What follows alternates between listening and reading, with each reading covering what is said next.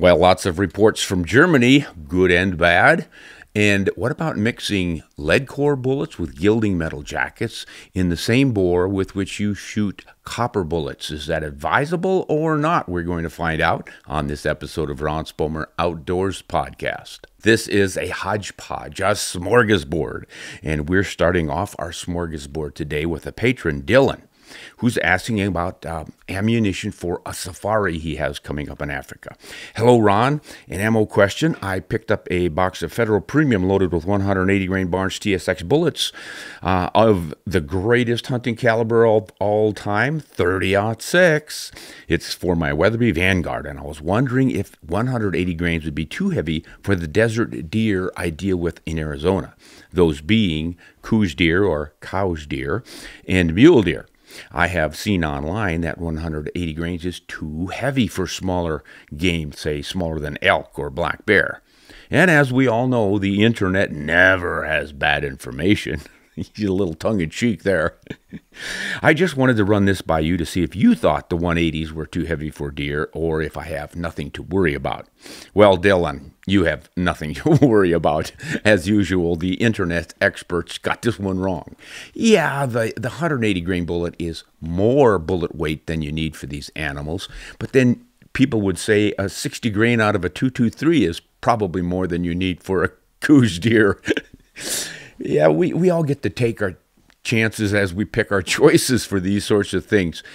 I think, though, what you probably would like to do for your 30-06 is load it up with a 165 grain bullet or a 150.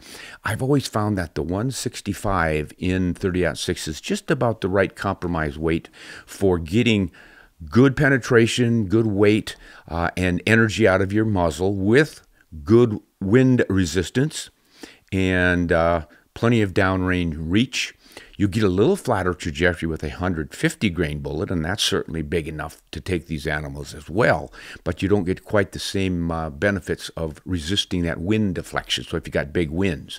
Now with a 180 grain of a really similar shape, meaning a high BC sort of shape with a long boat tail and a long secant ogive nose profile, you'll get even better wind deflection resistance, but then you've got slower bullet, a little more drop out of it, and of course all that weight really doesn't hurt you in taking the animal. Probably going to shoot through broadside with those, but don't get too worked up about bullet weight on any of this stuff, guys, because anytime in any cartridge you go with a lighter bullet, you're going to get increased velocity and you're going to have a flatter trajectory at hunting distances, but you're going to have more wind deflection and plenty of energy. Most of these, like a 30-06, come on, you're getting close to 3,000 foot-pounds of energy coming out of that muzzle, and that'll carry well down range to all reasonable hunting distances. So don't freak out about it. One other benefit, though, to having a lighter bullet, of course, is lower recoil. Less weight going out the front means less recoil at the back, and you might just find yourself shooting a little more precisely, even if it's subconsciously that you're flinching a little bit because of the heavier recoil. But anyway you slice it, you're going to do just fine. Now, I said this was going to be about the South African hunt, and it's not. I read the wrong one. What I should have read you from the patron Gregory was the question about Africa. And he says this: Ron, I'm traveling to South Africa to hunt Cape Buffalo and a few plains game near Kruger in September. I will take my Montana Rifle Company left hand 375 H&H, going to be using Barnes 300 grain TSX flat base with a 1 to 1.25 groups that it shoots. Well, that's pretty nice stuff. However, Hornady 250CX grouped poorly. Do you have recommendation for suitable alternatives for plains game? Since the Barnes is monometal, will I have issues with copper alloy lead core bullets such as Accubond? Or do I need to stick to monometal in that 250 grain weight to accompany the TSX? I wrote back Gregory and I said, hey Gregory, unless you want to take the time to test lead core bullets mixed in with the copper in your rifle before you go to Africa to determine consistent accuracy, I would stick with copper all the way. I've been having fabulous success with the 270 grain hammer bullets in my 375 H&H, but you can also try the 250 grain Barnes TTSX and others. If that doesn't work for you and you have a good, accurate lead core load, well, you can take that. But shoot it only after you have finished shooting your copper loads. You don't want to follow gilding metal jacketed bullets down your bore with the copper. That usually makes the copper inaccurate. I have not heard the reverse or seen it for myself. In other words, I can shoot copper down my bore, switch to a gilding metal jacket bullet, and maintain good accuracy.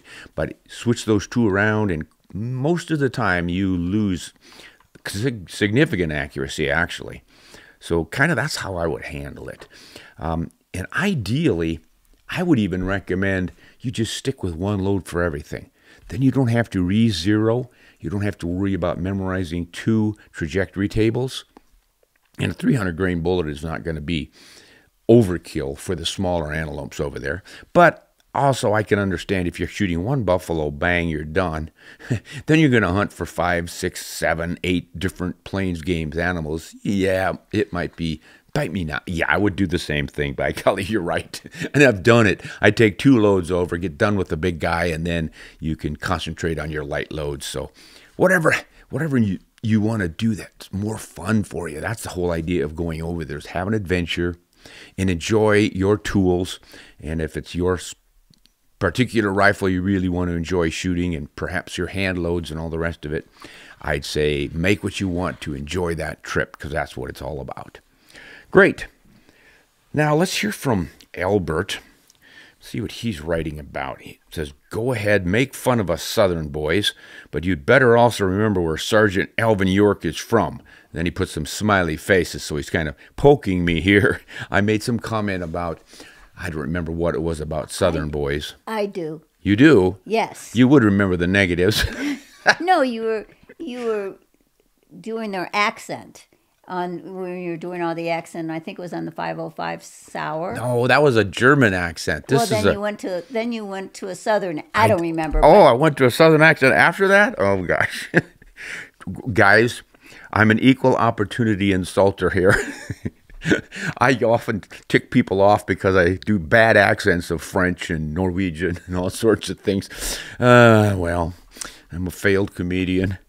At any rate, Albert took light-hearted exception with it, but reminded me that I made a mistake by saying Alvin York was from probably. Maybe that was it, because he was from East Tennessee, right? I don't know where he's from, honey. Yeah, but I think you said. We'll have to correct this because you said the wrong state. I think I said that Alvin York was from like West Virginia, hillbillies from the mountains of West Virginia, and they had great shooters. They always come out of that country, and then they all corrected me and said, you're from Tennessee. Does that sound right? So that's what Albert's saying. He's saying I can make fun of the Southern boys as long as I remember where the heck the champion came from. But listen to what Charles wrote back when he read this one from Albert. This was on the YouTube channel comments, and Charles read the comment from Albert, and he said, yeah, Albert, you would have hit harder if you knew how to spell sergeant. So Albert, who didn't want me making fun of him and his other Southern friends, spelled sergeant S-A-R-G-E-N-T, which makes sense. That's what it sounds like. It should spell it like that, but of course, it's spelled weird. It's spelled S-E-R-G-E-A-N-T. I think. At least that's what Charles wrote. Some of these English words, they come from French or from Latin or from Greek, and they've got strange spellings because we're combining many different languages in English, especially American English, so it gets pretty hard to maintain good spelling. I forgive you guys for making spelling errors, but not grammatical errors. Let's see what Mad Dog has to say. Hey, Ron. In case nobody told you before, your loud-ass Hollywood German impression isn't cute. It's cringe, and it's honestly kind of disrespectful. I get that you might think it's a joke, but it feels like you're mocking German culture. Maybe think about that for a minute. By the way, I don't mind the rest of the stuff. Well, thanks, Mad Dog. Here's what I wrote back to Mad Dog on this one. Hey, Mad Dog, I wondered how some folks would take this obvious Hollywood German poke that I did, but Well, I figured that given the long history of movies such as Inglourious Bastards and TV shows like Hogan's Heroes, well, most viewers would get the joke without being triggered or traumatized. We have noticed that our society has become overly sensitive while simultaneously more coarse. It's an odd dichotomy. But this is what's really cool. I heard from Germans on this, and that's where I thought I would catch the static, making fun of the Germans. So Lupio said, "Hey, I loved your video. Cheers from Germany." She didn't seem offended. This is Torsten. Hi from Germany. Thanks for showing this nice thing to followers worldwide. Oh, the nice thing, by the way, was that 505 Sauer rifle. Really nice rifle and quite accurate and a delight to shoot. That was the whole video was on that rifle. So that's what he is talking about. And he says, hey, one reason why we Germans prefer the cocking device to a U.S.-style safety is that we love to stalk. And often we use our dogs when a deer is wounded and has fled. Well, having that dog on a long leash following him through the woods and brush, well, we love to know that no twig or a notch or a branch will push the safety off and fire the gun accidentally. So, weitermachen, Torsten. Weitermachen, I think, means weitermachen, make, carry on, make, hurry. Weitermachen. Machen is make. Yeah. See, I know a little bit of German. And also, I can poke fun of Germans because I have a German extraction. Grandma spoke German, Grandpa spoke German, Mom and Dad spoke German. I don't speak much German. Okay. Well, hey, if I did offend any Germans, toughen up. No. Hey, Ron, you're just digging yourself deeper. Digging a deeper hole. Move on. Yeah. I was in the garden this morning hilling my potatoes, so I was digging, and I'm just in a digging mood. The Backcountry writes, oh, it's another German. I am a German, and I know these rifles well. You don't have to push it all the way to full cock to open the bolt. You just lift it a little bit until you feel a bit of resistance, not all the way up, and then the bolt unlocks without even cocking the bolt, which is another safety feature. You just push until there's a bit of resistance, and then the bolt unlocks. Oh, that's good, useful information, Backcountry. So what we're talking about on the 505, it's quite the same as the Blaser R8, a lot of these German rifles. I think Merkel's the same way. Instead of having a safety, so when you lift the bolt and cock that rifle, it's ready to fire. So you put a safety on here in the U.S. Then you shove the safety off and you can fire. Well, what they do for extra safety is they've devised a device that you do not cock the firing pin. When you lift the bolt, you're not cocking it, so it's easy to lift the bolt. And when you push the bolt forward, some rifles will cock on the forward push. It still doesn't cock it. So you close the bolt, now you've got a round in the chamber, but your firing pin is not capable of firing because the spring isn't compressed. Well, what they do is they have a thumb on the back of the bolt where the shroud would be on American rifles. There's a plunger sort of thing right there, and you push it with your thumb, similar to where you'd push a tang safety on a lot of our rifles. When you push this forward, it is cocking the firing pin spring. So that's why it's safe. You carry around in the chamber, shove that forward, and it's ready to fire. And what this gentleman is saying is that not only does it do that, but it locks the bolt down, and to unlock the bolt, you just need to push it forward a little bit, not all the way, so you can unlock the bolt, and you still have no chance of accidentally firing that. So pretty safe system.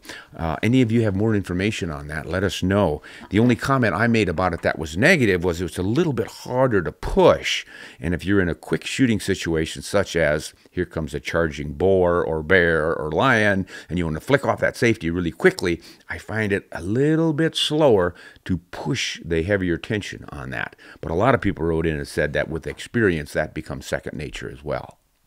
Did you have something to add, Bets? Well, I started shooting with the Blaser. What about it? I started shooting with the Blaser. That was one of my first rifles. Yeah, that's right. And so I got very used to it. You like it? Not anymore. This is damning with faint praise. I started shooting with it, but I don't like it. Well, no, it's... I'm sorry. What do you like now? I actually like my 6.5 quick No, Q. She likes her Q rifle. We're going to have to do a video soon on Betsy's Q rifle. She really likes this thing. I don't know.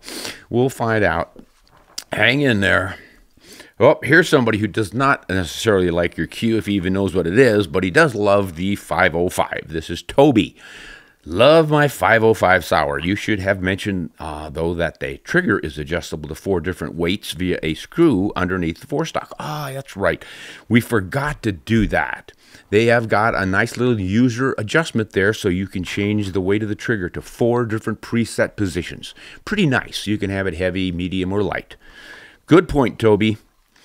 This is someone calling himself Crime Vid.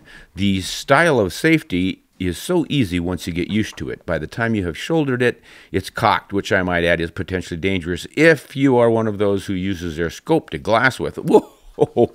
Yeah, that brings up an excellent point. Glassing with a scope. Talk about German. Verboten. No glassing with your scope, guys. I mean, several times I have glassed people with my binocular and seen them looking at me, pointing their rifle at me because they're glassing with their scope. Horrible, horrible idea, guys. Can you imagine? You're looking at someone through your scope. What if that rifle goes off? I know you can say, I'm not pulling the trigger. It's not going to go off. But plenty of people have been shot with guns that weren't supposed to go off. And pointing it intentionally at somebody to see what he's wearing, or if he's really maybe just a deer wearing an orange vest or something. This is really bad, guys. Yeah, good point. Don't do that. Okay, let's change it up here. We want to hear about Hornady's loading up of the WSSM ammunition. This was a Winchester product from the early 2000s. They went to some really super short cartridges. Fat, short, remember that trend? Well, they went fat and super short. Didn't last all that long, even though they set some new speed records with something like the 223 WSSM. That was the first commercial cartridge that beat the velocity of the 220 Swift. And of course, a lot of folks said, well, that's going to burn your barrel out. If the Swift burns it out, why wouldn't this one? And actually, Browning and Winchester had done quite a bit of research on that and found that if you don't go bang, bang, bang, bang, bang, just rapid fire and superheat that barrel, the barrel life really wasn't all that bad. And especially when they had their chrome-lined barrels. They had done some research, and I'd forgotten now what they were getting, but in excess of 3,000 good shots before accuracy started to go downhill a little bit. And the 243 WSSM was kind of similar. And then the 25 WSSM never got a heck of a lot of attention from folks. At any rate, they all kind of went away when that lawsuit hit about the short, fat cartridges from Winchester, and they just kind of quit making or chambering rifles for them to a large degree, as did everyone else. But now, apparently there are enough of them out there, enough interest, that Hornady, of all places, has started loading the 223 version and the 243.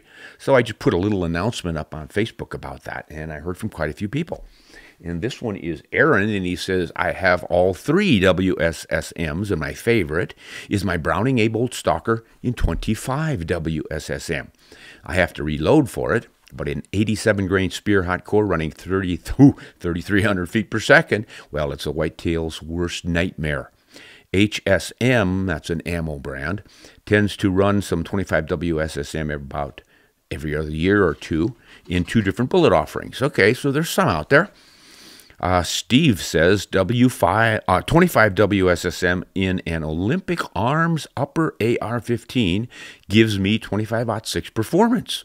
I am truly impressed with the reliability and the accuracy. There you go. And Patrick, he's got a 223. I bought a Browning 223 WSSM for a varmint rifle. My nieces and my daughters all shot their first deer with it, and they were all one-shot kills. It's the best shooting gun I have shot. Michael says, never had the opportunity to shoot either one of those rounds, but I heard a lot of praise for them both. I believe all the WSSM and WSM rounds were ahead of their time. Recently purchased a Winchester XPR chambered in 325 WSM. This is my go-to rifle for hunting in conditions I don't want to take my Remington 700 8mm Remington Magnum out in. The 325 gives me almost identical performance to the 8mm Remington Magnum. Now that 8 Rem Mag, guys, is a full-length Magnum case. 375 H&H Magnum, neck down to 8mm. So bingo, that makes for a longer, heavier gun. Guys are getting similar performance out of the 325. They use, I think, the same bullet. Now here is Hunter saying the 25 WSSM is the best of the bunch. Zach says, I had a Browning X-Bolt 223 WSSM, and it was a laser beam on coyotes and critters. See, now all you guys are coming out in favor of this. Where were you 10 years ago when this thing was fading away? Ryan says he's like the 243 WSSM. It says it has a terrible kick. He sold it after 1 year. He had it in a Browning A-Bolt. It had a terrible kick. I don't understand how a 243 anything could have a terrible kick. It's just too small and light. But everybody feels recoil a little differently. So if it feels like it kicks to you, it probably kicks. And Gerald, another 243. Here's a little bit of a poke, guys. Gerald says the 243 is a great rabbit cartridge as long as the rabbits aren't too big. Some people just like big bores and big bullets for everything. But then Craig counters and says, I have the 243 WSSM, and it is a great deer and coyote rifle. So apparently his deer and coyote are smaller than rabbits. All right, now here's Kenneth. Hello. Say, I saw a post on another site, and it said that the 6mm Remington was not a good deer cartridge. How big of a difference is there compared to the 243 Winchester? Might be an interesting topic. Thank you in advance. Oh, by the way, your attitude to hunt honest and shoot straight was my late father's attitude, so I value your opinion and advice. Thank you. Well, Ken, thank you. Yeah, well, hunt honest and shoot straight was a good thing for your pops to teach you. I think that's good advice for most of us. That's why we have it as our motto here.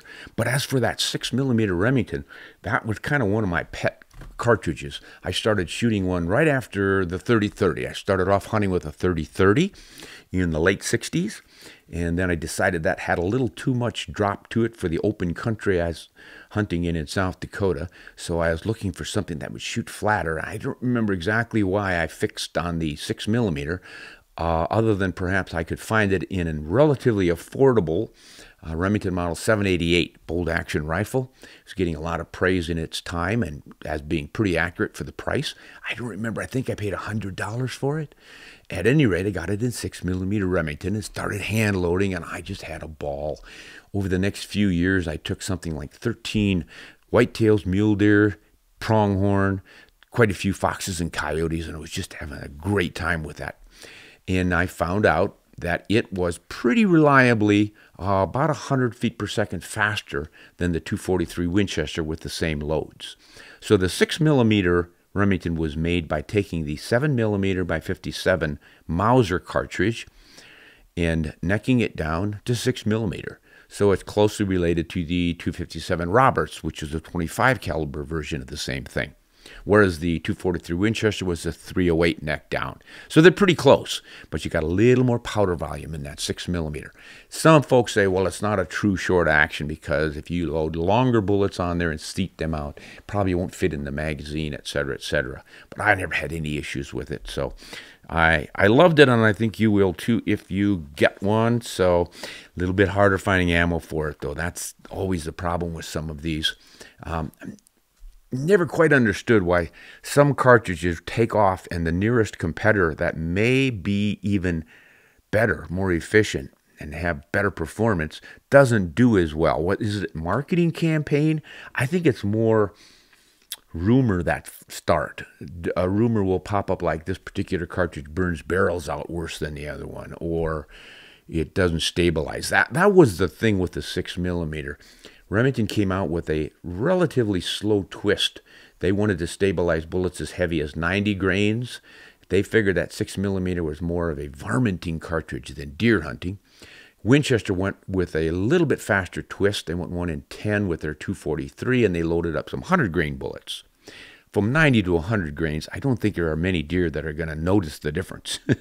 And in reality, they don't, in my experience. But anyway, at the time, people fixated on that and thought, you know, if I'm going to buy this for kind of a combination varmint rifle, deer hunting rifle, pronghorn, I want to be able to shoot these 100-grain bullets. So they preferred the 243. And once that idea got started, it sort of snowballed, and the 6mm sort of fell by the wayside. Remington tried to fix the issue years later. They reintroduced it as the 1-in-9 twist barrel. So it'll stabilize even longer bullets than the 243 Winchester will in the 6mm platform. But initially they called that cartridge the 244 Remington. So 243 Winchester, 244 Remington, head-to-head competition, 1955. It was pretty cool. But they lost out, and then they changed it to 6mm, and that was after the 7mm Remington made such a big splash. So they thought, boy, as an ad campaign, we can talk about millimeters now. We never used to, because, boy, about the only cartridge in the country that anybody knew about called millimeter was the 757mm Mauser. So that was a new deal, and they were maybe a little afraid to call it that at first. At any rate, it's an interesting history about cartridges that tells us as much about human nature as it does the cartridges themselves. All right. Grant, what do you have to talk about today? Grant?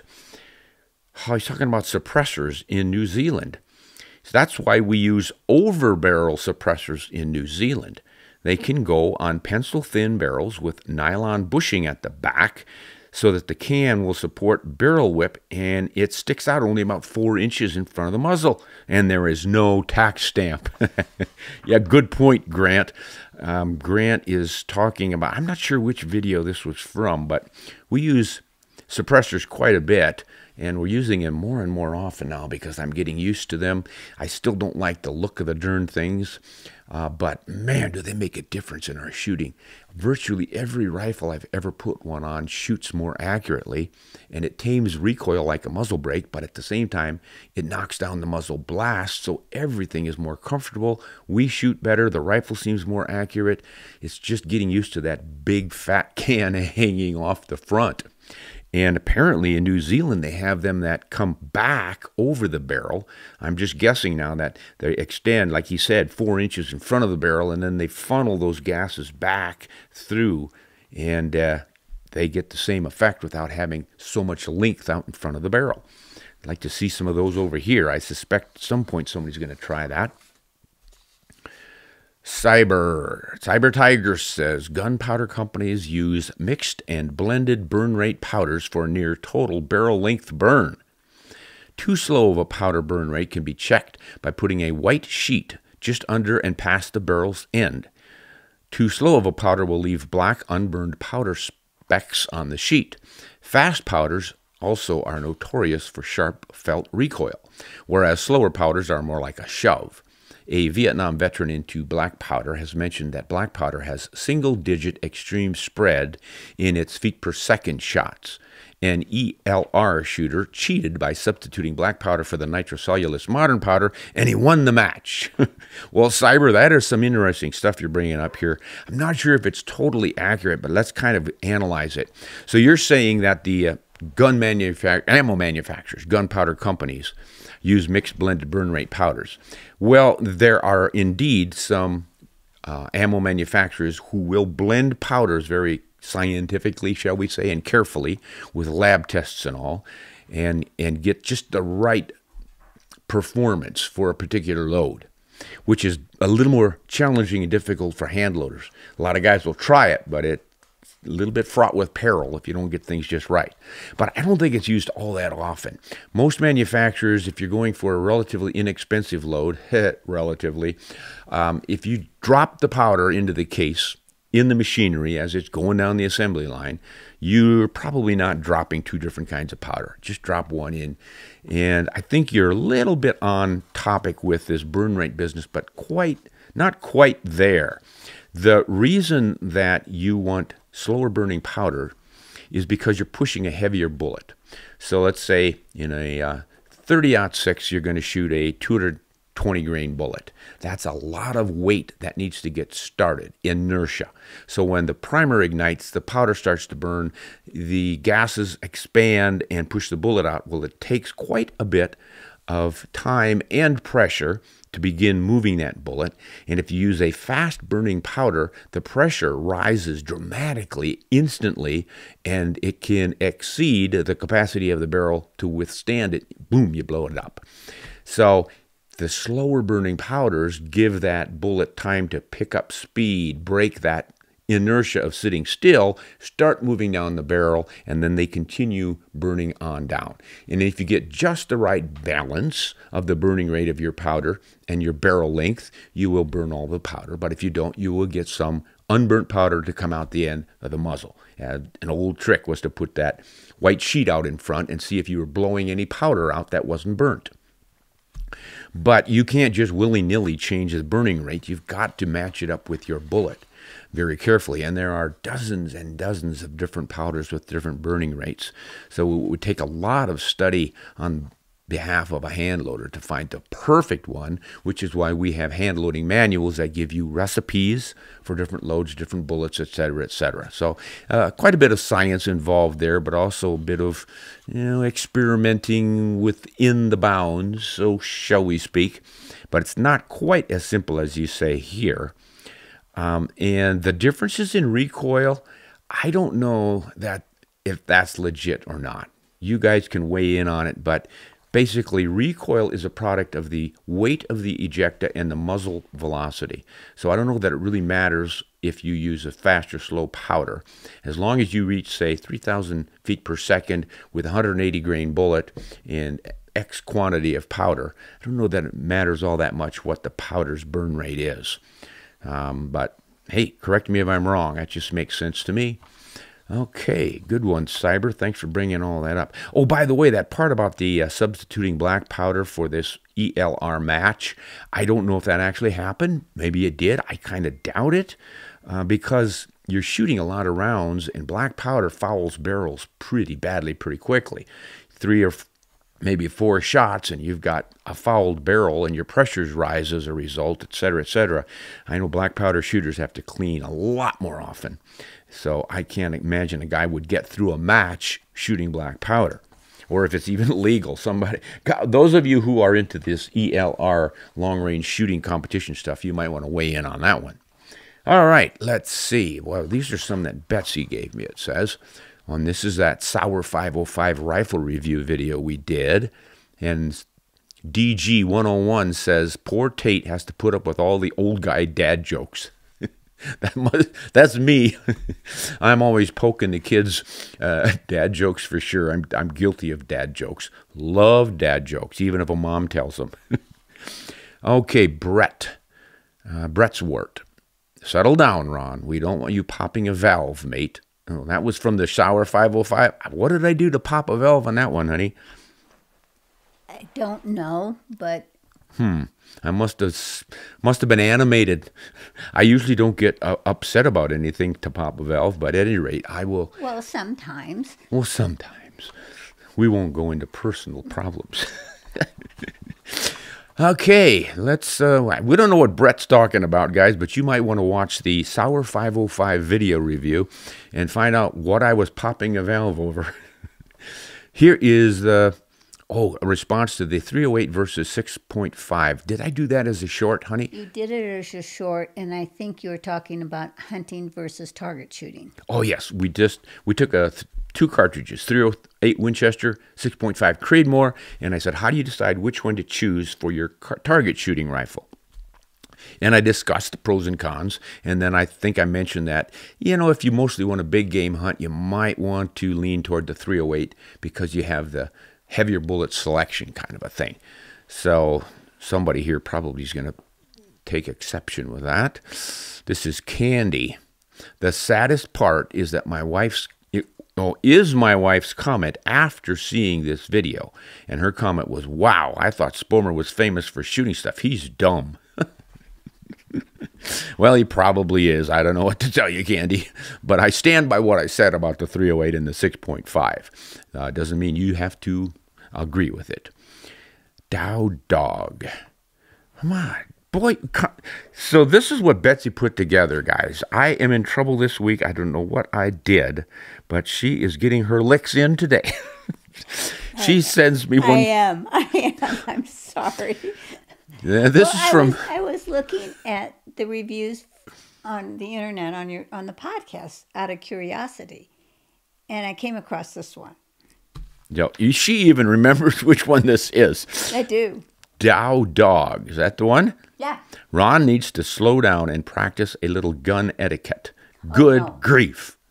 Not the one. No, it's the next one. All right. No, I mean, hey, guys, if you see me doing some improper things with a firearm, let me know. A lot of times people will not get the perspective. It'll look like my barrel is pointing at somebody, but I'm actually a step or two behind them or something. And I've always checked the actions and make sure they're open and whatnot all. But, boy, anyway, sometimes make mistakes because my brain is thinking about the video and what I'm going to say, and I put the gun down or something, or I forget to take the extra round out and whatever. So if you catch me doing that stuff, I think it's worth pointing it out. If for nothing else, then for me to read these so everyone listening can say, yeah, I better pay attention myself and make sure I'm using safe gun handling air and stuff like that. So don't ever hesitate to chew me out for that kind of stuff. Thank you for that, Dow Dog. Now, is Billy Bob 425. Is that the one? He's listening to... Yeah, episode 425. Yeah, okay. When we had the gang on. All right, so this is... episode 425 was a podcast, and we introduced the guys, the kids, the grandkids. Folks, these kids are literally, they could be my grandkids. They're in their 20s, maybe into the early 30s or so. So at any rate, that we introduced them all, and... this is what Billy Bob has to say. I listened to the entire run of the show up to this point, and I've had enough of the anecdotal evidence to prove a point. Your rejection of anecdotal evidence when it doesn't agree with you. Complete lack of study or understanding of biology, but talking about it authoritatively. Maybe take some classes and understand things before blabbering about it authoritatively and rejecting anyone who tries to provide real information. I'm out of here. Well, Billy Bob, I would like for you to probably provide some real information so we could debate this. It's kind of hard when you just chew me out and tell me I didn't do anything, and then I'm more than happy to discuss biology and what you think I got wrong, but you've got to give me some information here. You can't just tell me I'm a doofus. We already know that. No, The things that I report about conservation and biology and things like that come from a lifetime of study. I didn't get a graduate degree in biology or anything like that, or even wildlife management, but I did spend a few years working with and for conservation agencies, government agencies, and I had to travel with and interview and decipher and put into English a lot of the biologists' projects and things. So I learned from them, and of course I also read extensively. I have been interested in wildlife and conservation for a long, long time, going way back to high school. And so I've done a lot of research and read some seminal books about it, more of the popular press kind of things like Aldo Leopold, Sand County Almanac. Highly recommend that one. Lots of good stuff from Old House Murray, great biologist working in Alaska and in Jackson Hole on ungulates and stuff. Valerius Geis, a lot of research there. Just plenty of places to read about and learn this sort of thing. But I'm not a complete novice. I have been a birder since the early 1970s or the mid-1970s. So I go around watching songbirds, and I've done a lot of land management. I've planted literally thousands of trees. I've established grasslands. I've done controlled burns and worked with nonprofit conservation groups on various projects. So I'm not a complete idiot. I might be an idiot, but not a complete one. But really, Billy Bob, if you want to pick a bone about something I said about conservation, don't just tell me I don't know anything. Tell me what I got wrong so we can discuss it. And if I have it wrong, I want to fix it. I want to get it right. But as far as I know from what I've learned over all those years of study is that I get these things right. I don't just spout off about something because it feels right. I find that too many people get their information about biology and wildlife and such from their emotions. It feels nice to do this, or it feels bad for somebody to do that. How dare you cut a tree down? Well, that tree might be an invasive species, harming the environment. In some cases, trees provide hunting perches for hawks and places that never had that. So the ducks nesting in the area get picked off because somebody believes in diversity and they plant a tree out on a grassland where it doesn't belong and never was when all this duck nesting activity evolved. Things like that, I think, are important to discuss. Okay, I think that's it for those, huh? Betsy now has the surprise of surprises that she pulled up and didn't even print out yet on the computer. If I can get this thing running. All right, we are going to go to East Texas once again. I hear from East Texas quite often. I wonder why folks from East Texas put in East Texas. Sometimes I'll see West Texas, but usually it's just Texas, unless they're from East Texas. Something special about East Texas, I guess. Neil says, Ron, I really enjoy your podcast. I have sent in a couple of questions, but I haven't gotten any responses. No problem, but I know you're busy. I would like to know, however, what the best way to get a 257 Roberts. I have owned one in the past, and I'd had something done to the throat, and I couldn't get anything to group, so I'm 73 years old now, and I'm getting a little tired of a 300 Magnum beating my shoulder. I still have my dies for the 257 Roberts. If you have any information, I would love to hear about it. Thanks so much. I really think you do a good job. The folks who complain about you making a mistake are just plain hard to get along with. Keep up the good work. Woo-hoo! I put that in because, I'm sorry we didn't answer his questions, but we get literally thousands of questions. So answer this one, please. Yes, I sure will. And Neil, first I want to thank you for saving me after the beating I took on those previous ones. I was just about ready to give it up, but you've brought me back to life. How do you get a 257 Roberts? You're probably going to have to go custom or rebarrel.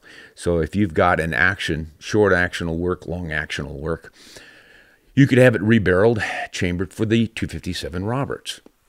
But I'm sure you can also go to the used market, start shopping around. There's plenty of 257 Roberts out there that are probably gathering dust in someone's closet. You just have to, unfortunately, poke around, ask your friends and all that sort of thing. Who might have one? Somebody's grandpa surely had one. That was one heck of a popular cartridge before the 243 Winchester and 6mm Remingtons came out. Prior to that, it was the 257 Roberts. Great deer rifle. Works well for coyotes and pronghorn. But yeah, I don't know of anyone who chambers it anymore. Every once in a while, you'll get something like Lipsy's having a Ruger chambered in it. I think they recently did one in the Ruger #1 single shot, but you're probably more interested in a bolt action. You could also probably find some in a lever action like the Brownings. But yeah, that's just not real easy to come up with those. Yeah, rebarreling might be the best way to go about it. I hope you can find one, though. If anyone out there knows of an off-the-shelf 257 Roberts, anybody chambering for them, give us a shout. We'll try to get back with that information. One you might try is Wilson Combat and that Model 20 NULA rifle, the new ultralight arms rifle. I'm kind of a hunch that they might chamber for that. So you might give that a check. Sorry I couldn't give you better information on that, Neil. But thanks for the compliments and saving me. Whew, it's a rough day so far. This is Jacob from South Carolina. Hello, Mr. Spomer. Greetings from the humid South, and thank you for all the entertainment and education you have provided me. You're quite welcome, sir. I enjoy doing it. Hey, I intended to get my sister, who's 18 years old, some firearms as gifts. Nice brother. She enjoys hunting and wants to do more. I plan to get her a 20-gauge shotgun for small game and fowl. My question is, what should I get her regarding a rifle? I shoot a .223 Remington, and I have taken all my deer with that cartridge. Our deer are not as large as those farther north in the mountains. The largest game we have is a black bear, and I doubt she'll try to take up hunting those. I want to be a capable and versatile cartridge for her that will be mild enough to be enjoyable, and I'm drawn to the .243 Winchester for her. Or perhaps a 223 as I already have one, which she has used to take deer. What do you think? Happy hunting, Jacob. Jacob, I like your 243 Winchester idea. I really do. 223, obviously you've worked with it and it does the job for you. But what that 243 does for you gives you a little more versatility at the upper end. And she can shoot the 80 to 87 grain bullets in it for a little less recoil. But there's really almost no recoil out of a 243 Winchester, even with the heaviest bullets. But she'll be able to shoot those 100 grain bullets at deer if that's what you prefer. Works great for coyotes. Would probably suffice for black bear. I wouldn't hesitate to use it with the right bullet and careful shot placement. A lot of people would say, oh gosh, no chance, never. But plenty of people have done it. I've used it on big feral hogs, and I know folks who use it on elk, etc., etc. It's always more about the bullet and shot placement than it is the horsepower. But I think you're on the right track. That 243 Winchester would be a great option. All right, Kevin, Hawaii. I don't hear from Hawaii all that often. I've served in the Army for 20 years, and I plan to go a little bit longer. When I finally decide to hang up my boots, I want to take on an African safari hunt. It's going to be a retirement gift to myself. I like the way you're thinking, Kevin. My question is about the quality of takedown rifles. Since you travel the world, do you have any takedown rifles in your arsenal, and are there any drawbacks? Well, that's a good question, Kevin. I have used takedown rifles, and I have taken takedown rifles across the seas, and there are definitely travel benefits to those. A much smaller case that doesn't look like a rifle case, fits through the doors when you're wheeling through the airport with all your luggage. Just a lot of great things to be said for having a shorter case. But what I discovered after a few years of using the fairly expensive takedown rifles is that an ordinary bolt action rifle can be easily taken down. You just take the barrel action off the stock, and it's pretty short. And I'll put those in a short case and then reassemble them when I get there. Betsy and I have also, though, used the Blaser system, which is modular, so you can very easily take down the barrels off of those. You could even break it down into smaller pieces if you wanted, but those come with a pretty nice little travel case that's a small size. Once you get there and put these things back together, almost all of them are ready to go. There can be a fairly inexpensively made takedown rifle, I suppose, that you have to re-zero because it just doesn't come together. But boy, I would say 98% of all the rifles I've worked with, you take the barrel off or you take it apart as designed and put it back together as you're supposed to, and it's pretty much within half MOA or at most an MOA of its last zero.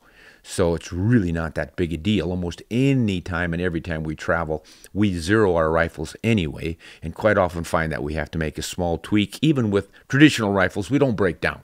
It's just something about the different location, the different altitude, and atmospheric conditions and whatever. So I don't think there's a real downside to it. Now, some of the higher end, like the 76, the SD-76 Safari rifle from Park West Arms, they've got a breakdown takedown rifle that is pretty expensive, pretty tight and repeatable. Something like that would be great in Africa. So yeah, I think you might enjoy that. In fact, I kind of wish I had more takedown rifles because of that, but for some reason I've just never bought into a lot of them because I just take those stocks off. But I hope it works out well for you, and thanks for all of your service all these years, and I hope you have a great safari when you get over there. Oh, now speaking of over there, here's someone from South Africa. This is Dave. Evening, Ron. I hope that this mail finds you in good health. I have a question. About bullets and meat damage. In a recent hunt for blesbuck, I managed to bag a few. The rifle I was using was a 757 Ackley Improved. I was using Hornady ELDX 150 grain bullets. The range that I shot the animals varied between 205 and 297 meters. All except one animal fell in their tracks, which I believe was a testament to shot placement and the bullet used. However, when the animals were dressed, I was very surprised with the amount of meat damage. Much more than I expected, considering that I was not using a particularly hot load, had a muzzle velocity of 2,762 feet per second. Considering the distances, I expected less meat damage. My question is, I have heard you talking about monolithic bullets, and I would like a monolithic with similar weight at a similar velocity, and would I get the same meat damage, or would there be less due to the nature of the bullet? Sorry, all shots were heart-lung shots. Thanks, and keep up the great show, Dave. Heart-lung shots, and you got meat damage. This really surprises me, Dave. Now, I can say that the ELDX bullet is a lot more frangible than a monolithic bullet, obviously. It's a gilding metal jacket, lead core. They've got a bit of a ring on the inside, like the interlock used to have, to help hold the lead with the jacket, but it really isn't all that strong of a hold, so you end up getting the bullet breaking up, and that can contribute to a bit more meat damage. But on a heart-lung shot, I assume you're behind the shoulder, so you're not hitting a major group of muscles, just going through ribs and a little bit of meat. So I just don't understand where the meat damage would come from. One thing I suspect, and you should probably check for next time, is what was actual meat damage versus just bloodshot meat. I see this a lot. You will disrupt the capillaries and the veins and the arteries, and the blood will leak in between the muscle groups, and you'll get a lot of dark blood, and it looks like it's bloodshot meat. Well, it's blood-covered muscle groups. And if you scrape that away, the meat underneath it is fine. Whereas a bullet that fragments and sends pieces into the muscle groups, those, of course, will tear the muscle tissues. And there you've got some meat damage. I wonder if that's not what's going on. As I've mentioned a few times before, the worst bloodshot meat or meat damage I ever got on a whitetail was one taken with a broadhead arrow behind the shoulder and out in front of the other shoulder.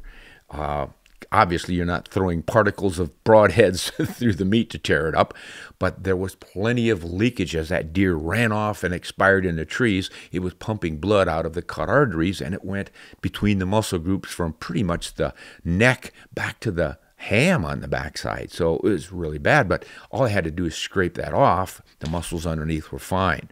So I would check for that. But if you want to go with a monolithic bullet, there's a lot less chance for major muscle damage from one of those bullets because they pretty much stay in one piece. I have lost as many as all the petals off of it, most often maybe one petal or none, but sometimes two, and once or twice all four.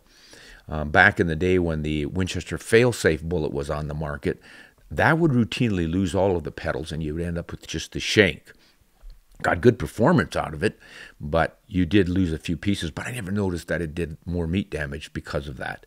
I think that's kind of the issue, is that blood leakage stuff rather than meat damage that a lot of us see. I would advise everyone to check for that. What I'll do a lot of times is I'll take my knife and I will just scrape along that muscle where that blood is, or give it a thin little cut and try not to cut into the muscle meat itself. Just get underneath that blood clot and see if that doesn't come off. And then you're going to have a better idea of what's going on. It's worth doing that and finding out that that meat is just fine underneath. Good luck to you, partner. Dominic. Oh, I want to say one more thing about Dave and his one-shot kills. If you guys are getting one-shot kills, just be thankful you got them. But if you suddenly don't immediately say the bullet failed, the cartridge failed, the rifle sucks, and all the rest of it. You cannot expect every shot to drop an animal in its tracks. Most of mine do not. And I've shot animals in the heart and in the lungs, and I've made some shoulder shots that you would think would transfer all of that energy to the animal. The bullet stayed inside, on all these arguments you get. And there was 3,000 plus foot-pounds of energy, and it did not drop that animal in its track. You just can't expect that to happen unless you hit the central nervous system or just the right spot that somehow shocks that animal into falling. You really cannot count on shock effect all the time, or even a significant percentage of the time. If it happens, thank your lucky stars and be grateful. Just don't go condemning something once or twice when it doesn't happen. Say, guys, you saw me scraping my hand with the Summit knife from Diamond Blade Knives. Notice how I did it. Don't do it this way. This is a sharp knife. This is sort of a classic bone handle, meaning antler. This is an antler, actual antler handle. And it's got some beautiful pins in it with some detail work. They're really quite striking. But this is what you want in a hunting knife. full tang, so you've got, the handle's not going to break off from the blade. On a cheap knife, you're going to have that issue. But I think it's got just the right shape, the right belly, and a little bit of a drop point. This knife can do it all. You can skin with it. You can take the meat off the bone with it. It's just a good all-around style I really like. Now, I know this competes against my knife, which is from Knives of Alaska. But if you really want a top-end knife with the longest lasting edge sharpness of any knife tested, this is the one to get, Diamond Blade Summit. Okay, Dominic. He's up in Alaska. I was just up there, Dominic. Always a great place to visit. I don't know if I'd want to live there year-round, but plenty of people do, and they love it. Let's see what Dominic has to say. Ron, love the videos and content. Thank you for all the work that you do. You're most welcome, Dominic. I was listening to your episode with Phil Shoemaker. Phil is a master guide up in Alaska. And you were talking about bear spray. I must say I use it as a deterrent in garbage cans about once every 2 weeks. They get a short squirt during the summer. I assume you're squirting it into the can.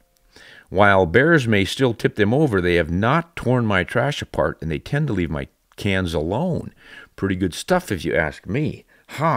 Well, he's got more here, but I want to talk about this because everyone I talk to up in Alaska says if you don't spray that capsaicin directly into the bear's face, it doesn't do anything. In fact, if you spray it on something, the bears seem to come around and chew on it. And many times, and I've seen this myself, you'll find an empty can of bear spray with puncture marks in it, like someone used it all up and left it out or something, or maybe they lost it on the trail and a bear bit into it. I'll bet you that it didn't like. But if it's just empty and it has this smell of some food source or something, the bears are curious and they bite on it or something. So I don't know. I need to hear from some more folks about this. The first time I've heard using it as a deterrent when you spray it like a scent on your trash, and the bears don't like that. But if that works, I think people would love to hear about it. I don't know. I'll take your word for that's what happened, but I would like a little more information on that one. Let's see what else Dominic has to say. I hunt in southeast Alaska on the ABC Islands and on mainland for black bears and deer, and I started using my 30-06 with Peep sight more, and I leave the scoped 300 Winchester at home. If I wanted to hunt brown bears, should I switch ammo to a 200 grain partition or keep using my 180 grain power points and core locks? Please correct me if they are the same bullet design. No, they are not.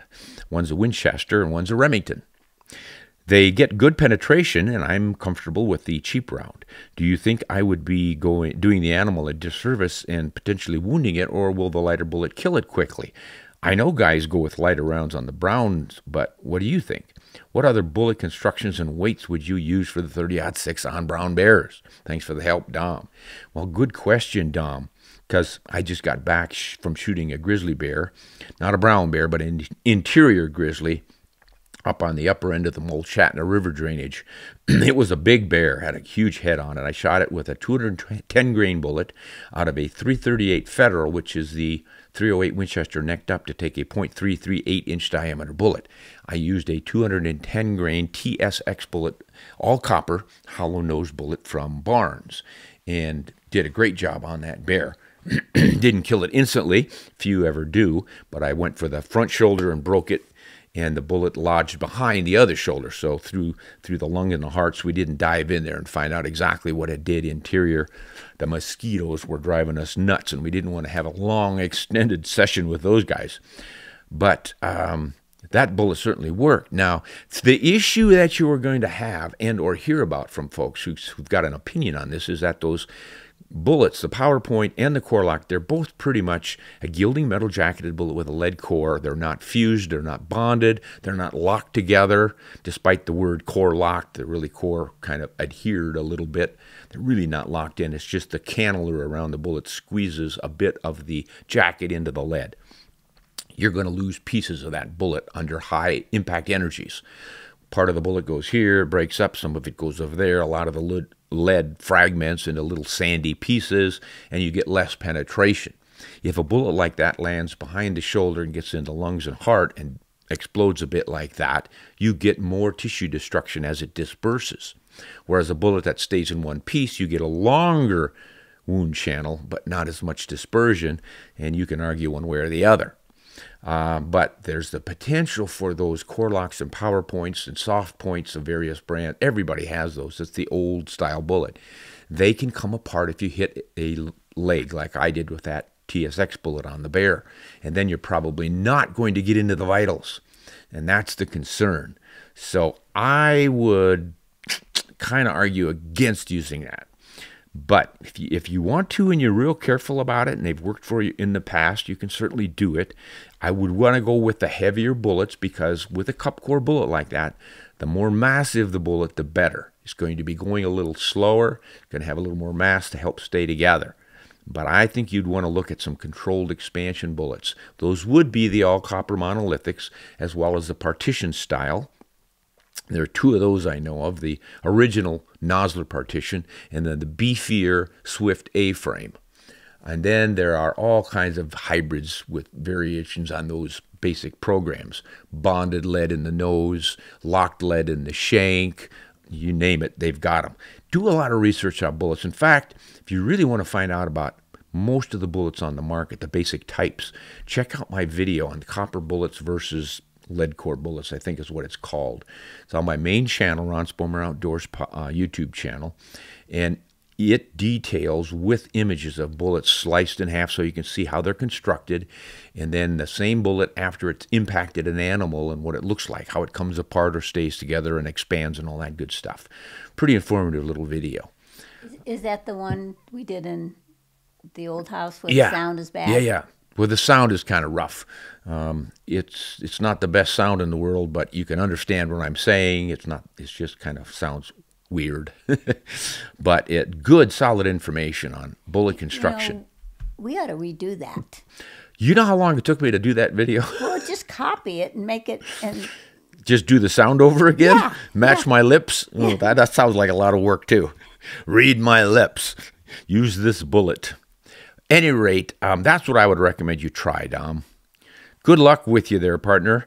And don't worry about using the 30-06 instead of a 300 Magnum. That's been proven time and time again. Betsy's saying I need to wrap this up, and I have a whole bunch more folks in here. So we've gone over an hour.